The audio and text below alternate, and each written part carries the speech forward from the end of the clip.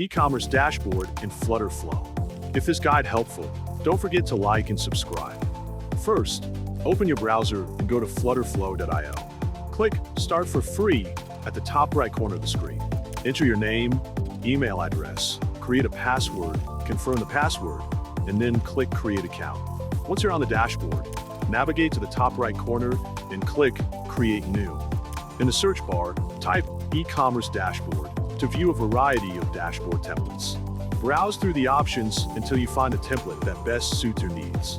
After selecting the desired template, click Use Template. Name your project, for example, Lawrence e-commerce dashboard, and then click Create Project to start building. Inside the workspace, you can edit elements freely by clicking or dragging them. For instance, you might change a text element to display Alexander Lawrence to personalize the design. You can also customize other parts of the template, such as buttons, images, or colors to fit your branding. Once you are satisfied with your edits, go to the top right corner of the screen and click the eye icon to preview your finished design in real time.